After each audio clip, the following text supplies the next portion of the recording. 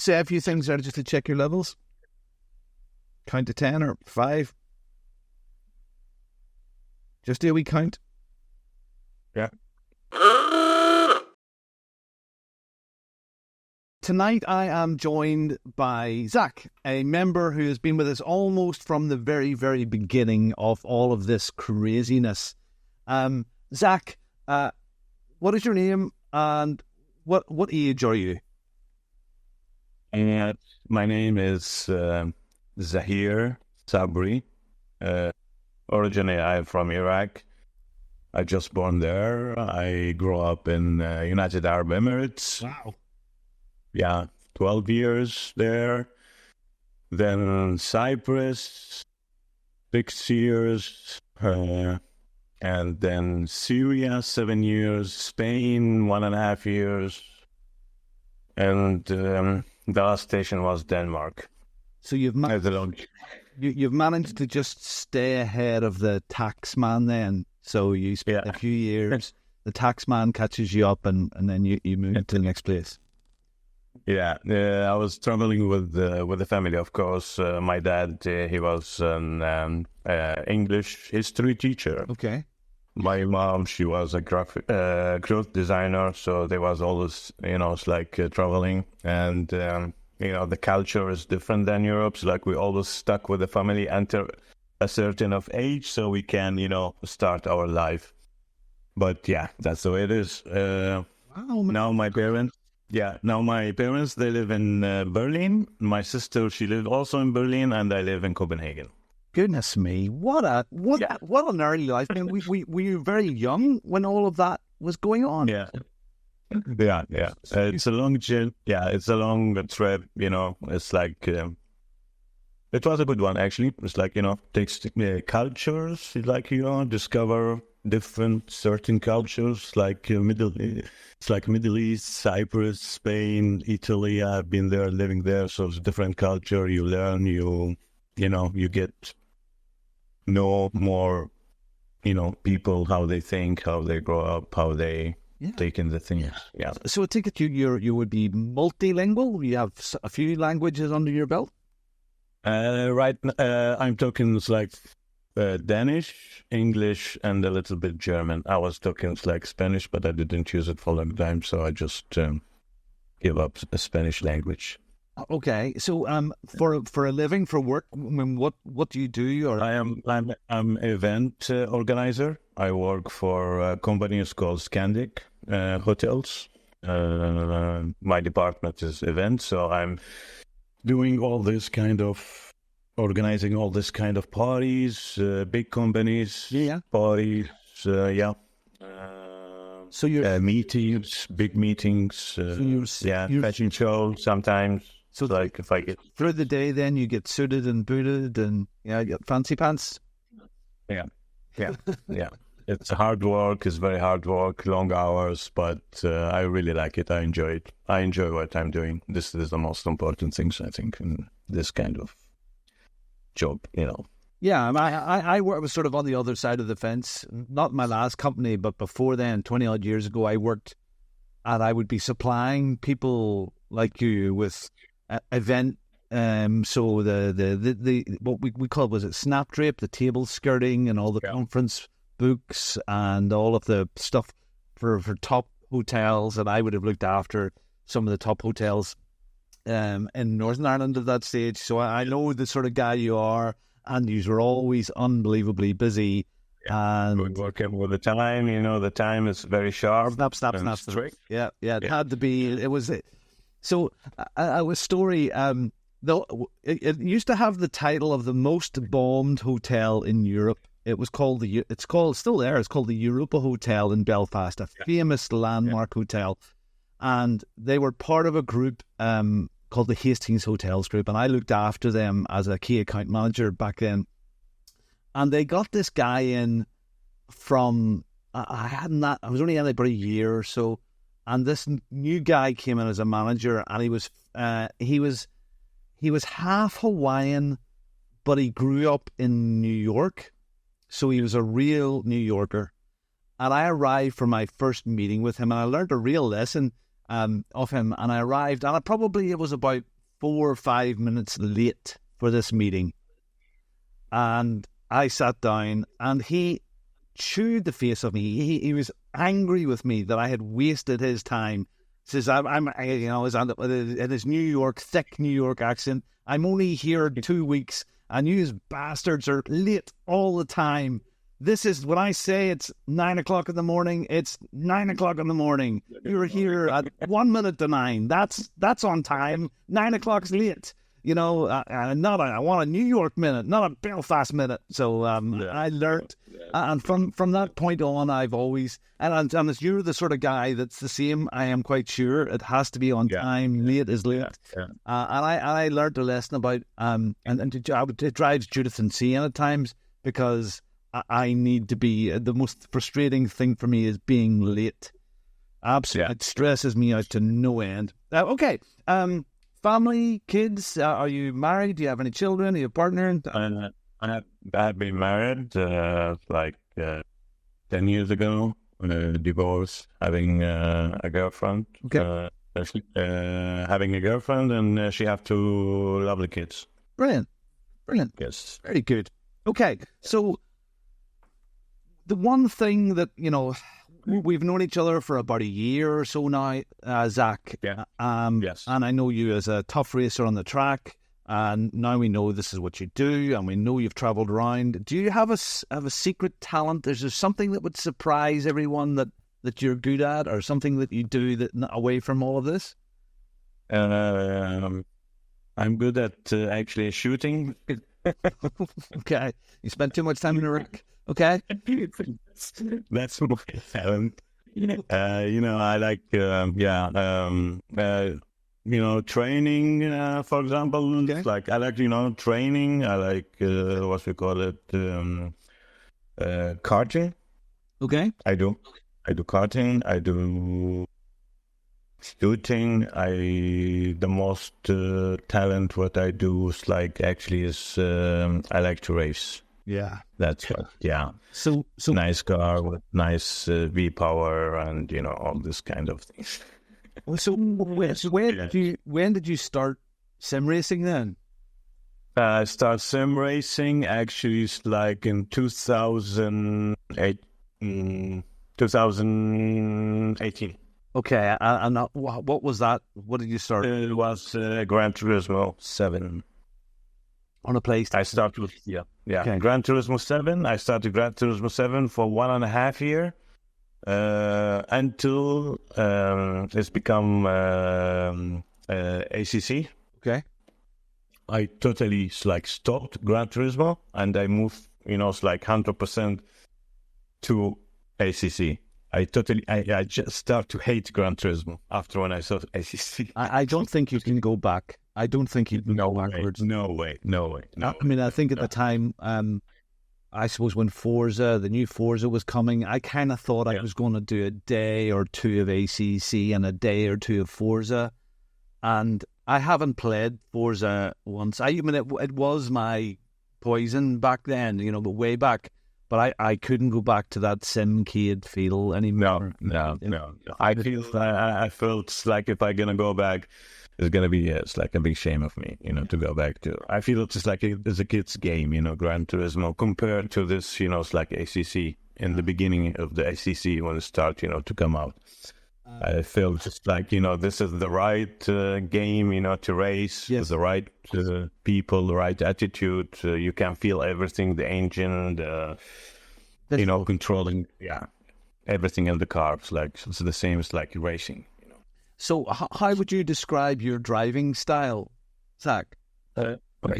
My driving style actually is a little bit, it's medium aggressive, it's it's fair aggressive, I think. I always give a chance to my colleagues, to race together. I think you started with us, Zach. You were a lot more aggressive. I am the first. You are guys the first group I've been joined to. So I have the Discord since I start with ACC, but I have been never like been in the groups. Yeah. I met you in LFM.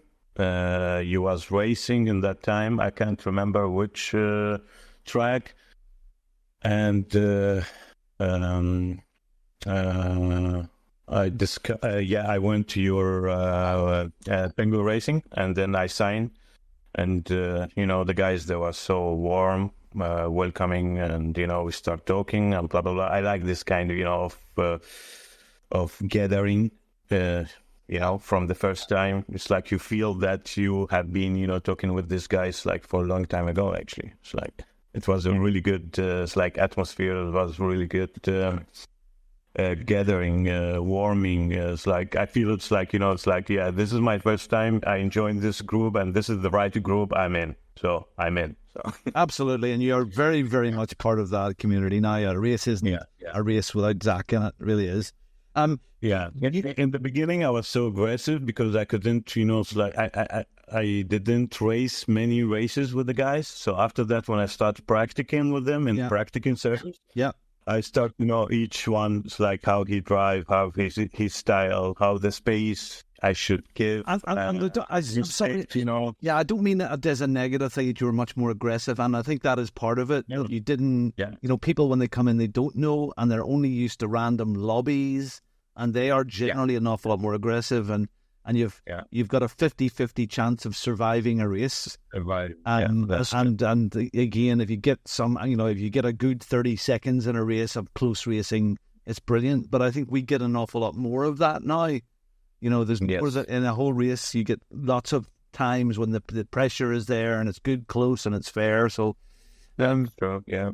We start with it's like I give a big thumbs to Roger actually, because it's like in that time, it's like I remember Roger, he started, to just come drive with me, drive him, it's like a drive behind me, has a drive beside, learning all this kind of, it's like, tricks, how to take over, how to not to crash, corners, how to take corners with this, like, maybe it's like 2 cars beside who you can give the chance to you or to the one who was like beside you, how you give the chance, all this kind of techniques. It was a little bit, I was really misunderstood it big time. It's like, teach me. It was like, and I had been driving in the LFM, and LFM, it's like, it's like a big forest, it's like. You had a lot of trees. I mean, I think a lot of us came in when this started. A lot of us had some basic talent. It's like raw, like a raw talent. And it's taken people like Roger and I suppose Dan and Laurent and those guys that were really, really good at the beginning. Laurent, yes. And they have fed bits of information to us, and we're now learning more ourselves and getting better and better and better. So, favorite car in ACC, and I know the answer to this, and I want to question where you went with the other one. It's in the garage. It's like when I start in ACC, I start with the Porsche. Okay. So I've been driving Porsche for almost 1.5 years. Wow. And after that, it's coming. After that's like start to have this kind of POP things. Yeah. With the update, with kind of really weird updates, so I couldn't drive Porsche anymore. So I moved to AMG. And I mean the AMG has been your baby. I mean, I know at the beginning of the season you were in the Lambo and you were trying to learn Lambo, and you couldn't get on with it at all. I try my best. I've been practicing. It's like when I have I work from. I try even to change my schedule at work so I can have some time, to come back home and practicing before the season start. Yeah. So I can, drive this car. It's like Laurent, he was with me, I think 3 times, teach me how to drive this car. But I was it's like I get confidence, I reached the 65%, maybe 60%, 65% of it. But during the race, you know, it's like I was totally freak out.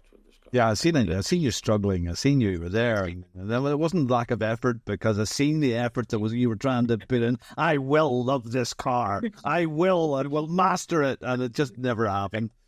No.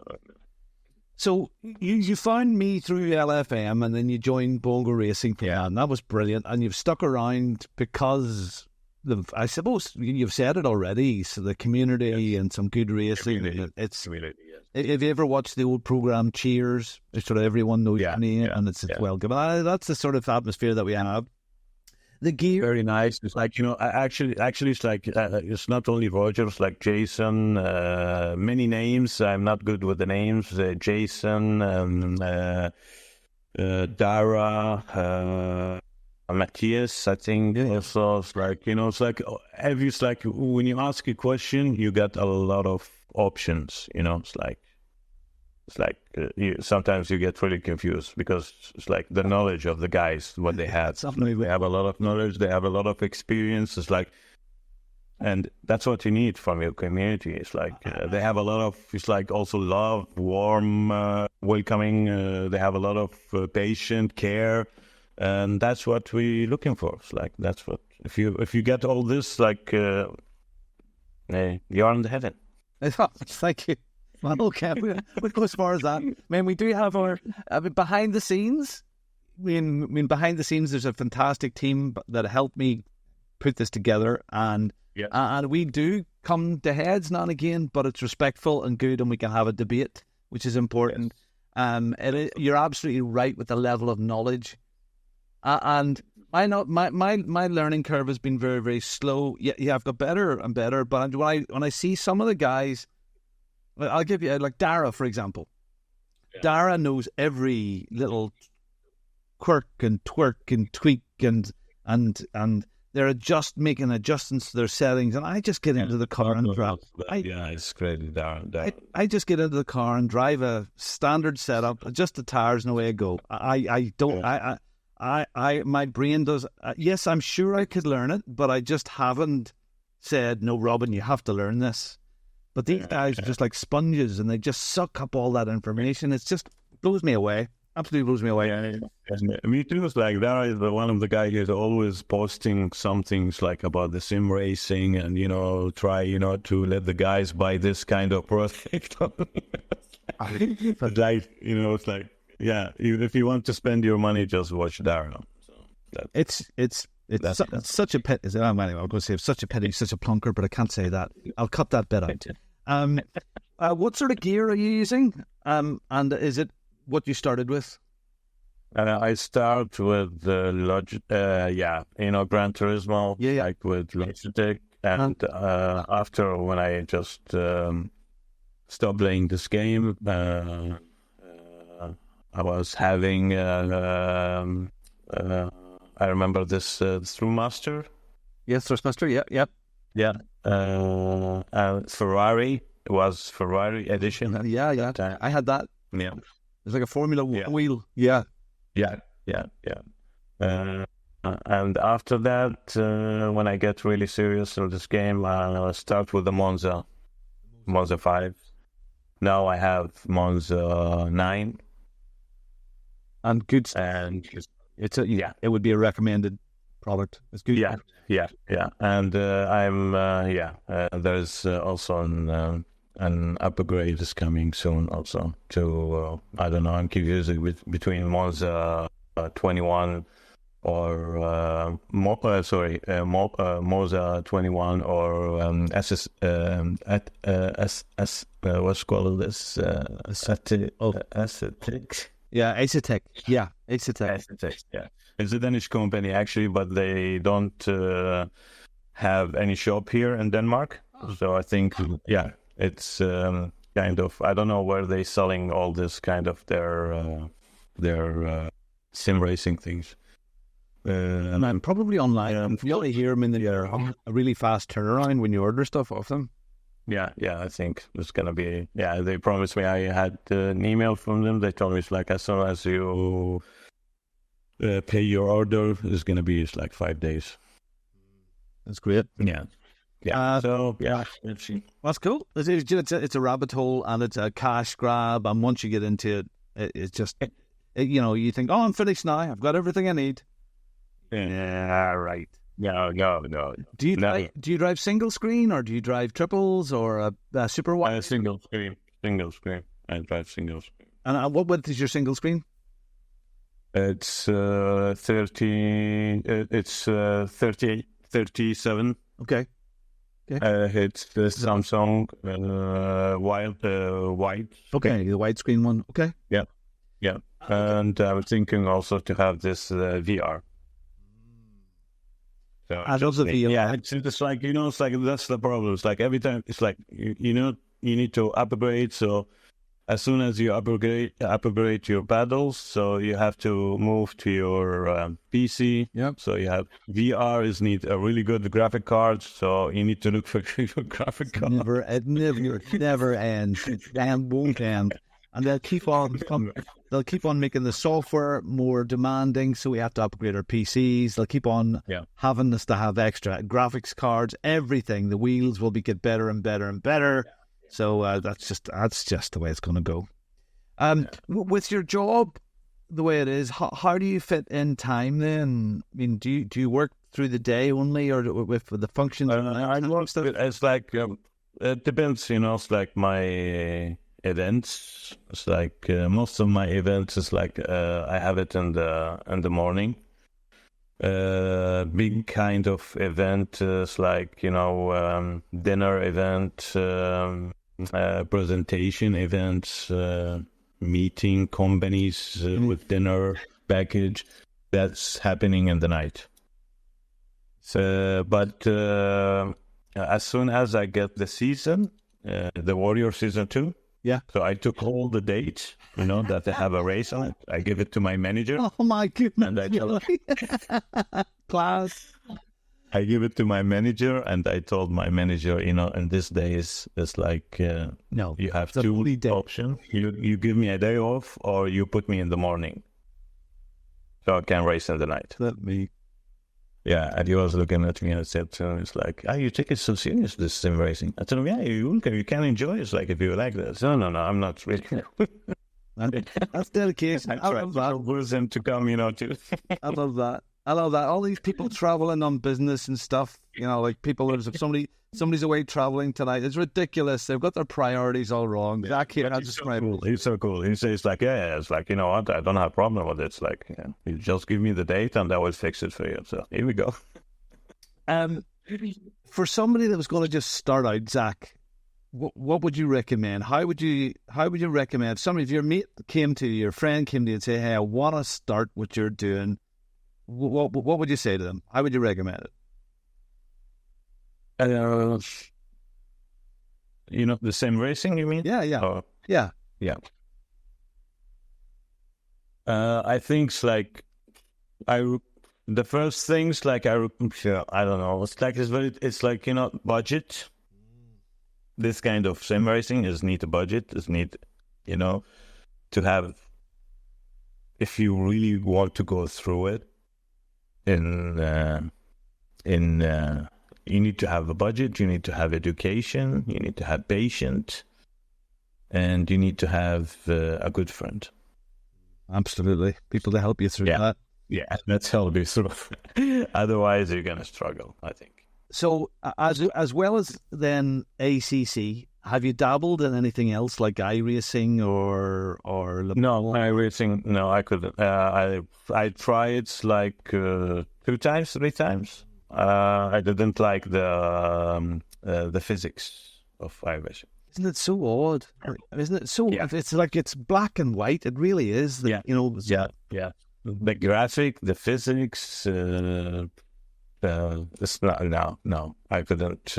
As I told you, I tried like 2 times, and I was like, I'm out from this. No, I'm not gonna do this.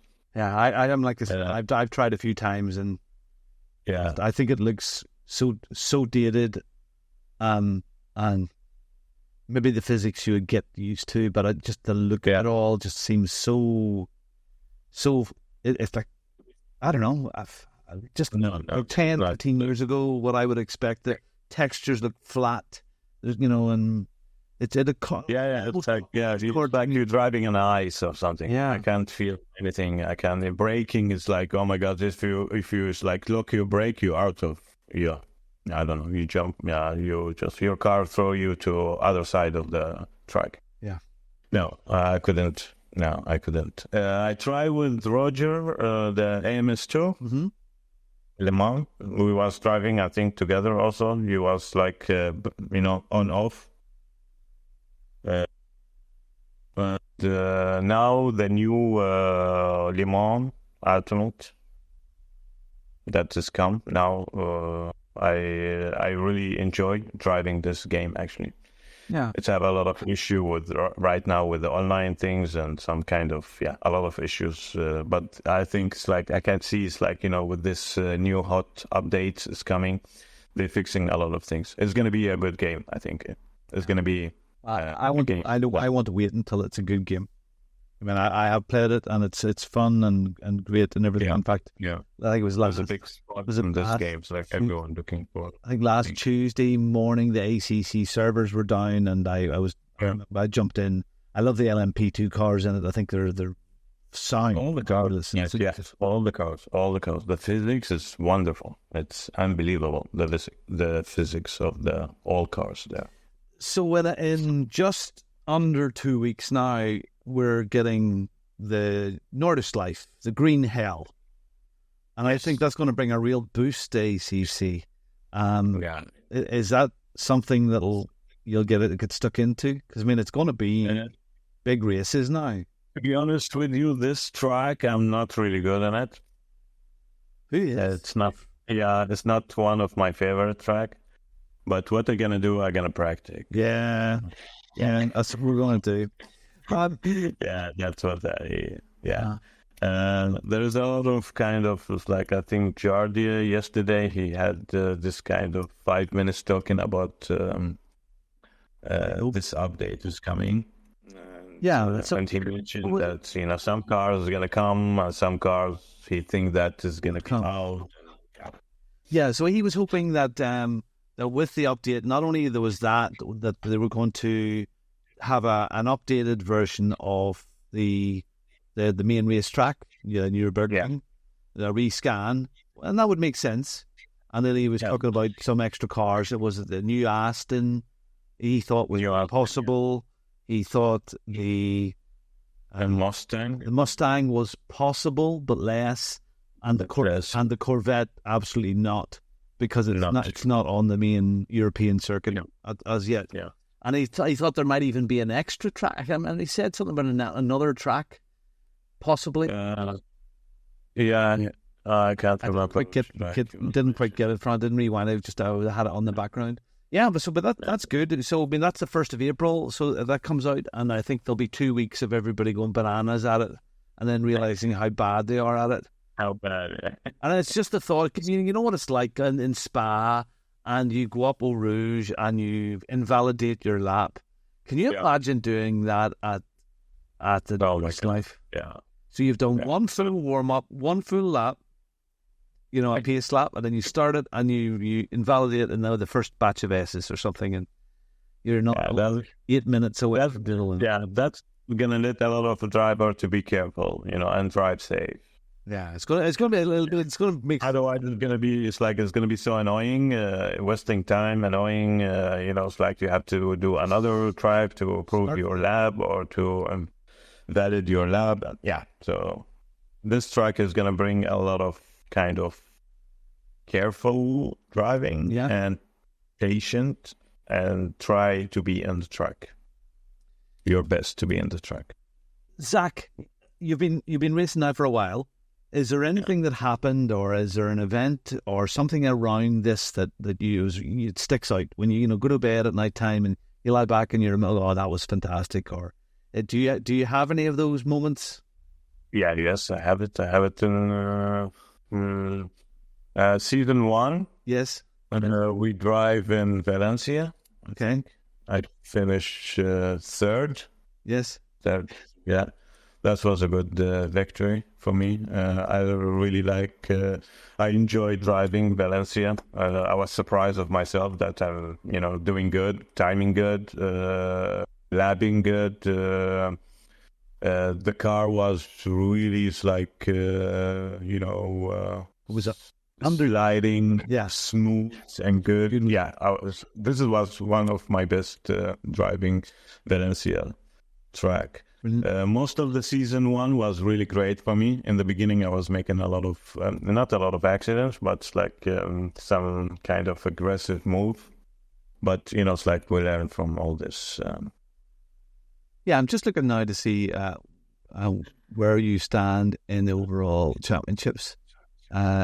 Season 2 standings. I just put it up here now.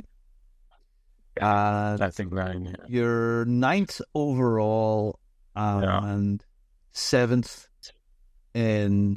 It's all very close in the goals at the moment. It really is. It can go. I mean, there's lots. I mean, Odger's out this week. Dan, I'm not sure if he's racing or not. So I mean, there's lots of movement there. So the top 3 is more than possible. With a lot of fast drivers, and this season it's like compared to the season 1, it's a lot of fast drivers, a lot of guys that know exactly. I know Laurent has been away for a couple of weeks, and his schedule has been crazy over the last 2 months.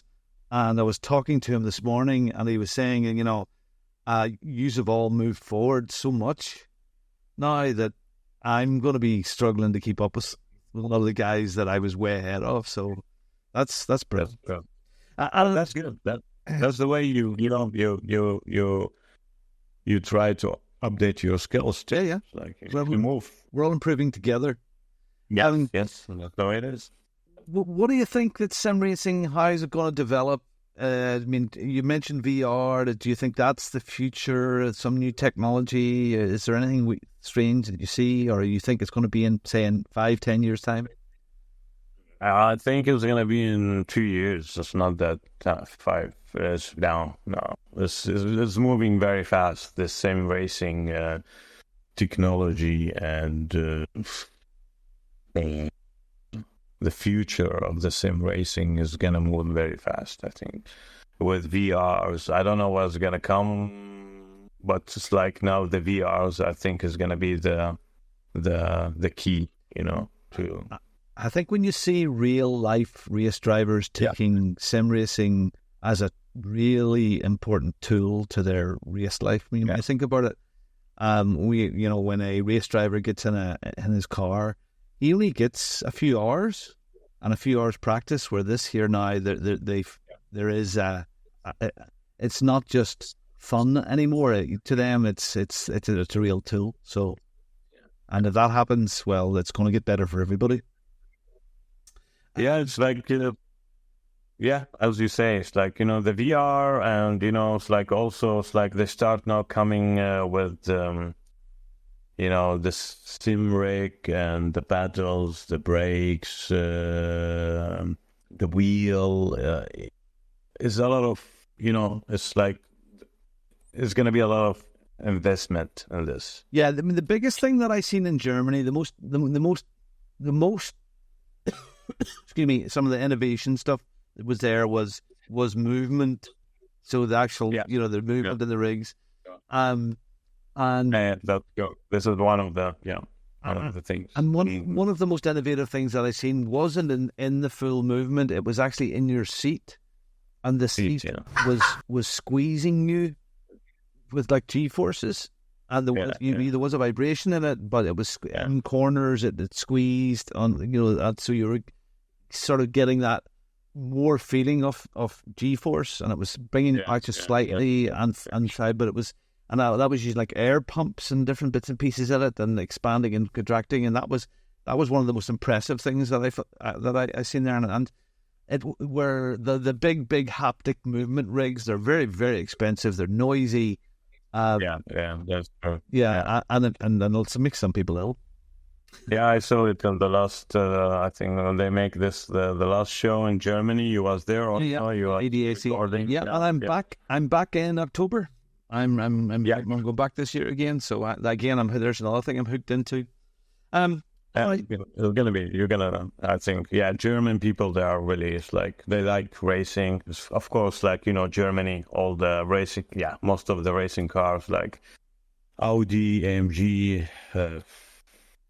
when we were over that time, we were over about 4 weeks beforehand at the Nordschleife for the 24-hour GT3 races that we went to. And we were in this Airbnb, and it was about 10 miles away from the circuit. But we got up on the Sunday morning, and there was a car boot sale. There was a little park right outside, a very small little village, and everybody was there. But there was this guy, and he had about 5 or 6 pieces of artwork. Prost, there was 2 Schumachers. These were photographs, and some of them were painted, but they were signed by Schumacher. And so this guy's right beside he's right beside the Nürburgring, right beside that, and of course Germany. And he was selling them, and they were just.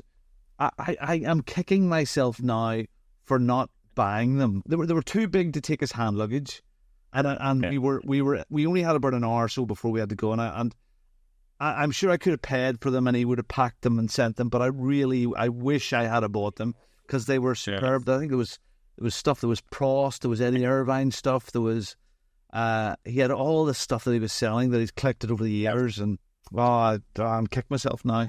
I regret that I didn't pick those up. And I want to go back to some more circuits. I've done well over the last couple of years. I was in Daytona. I've done Monza, Nürburgring, so I want to do more and more now. I want to go. Spa has to be top on the list as well. I'd have to sit at the top of Eau Rouge and walk on the track. I was in Spa for Formula 1 2010. And where did you watch from?